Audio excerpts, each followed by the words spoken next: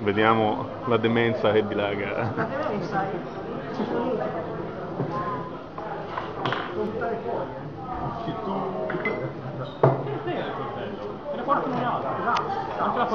Signor Cicicci, ci spieghi la storia di questa cosa. In pratica faccio una serata spider, ero fortissimo, metto lingua in inglese, mi sento per Shoryuken di Ryu.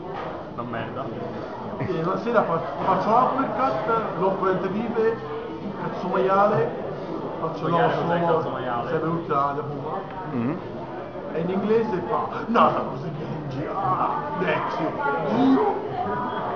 e da lì entra non. Ok, lei cosa ne pensa di tutto ciò? Penoso. Lei che impressione ha di questa gente? Sì.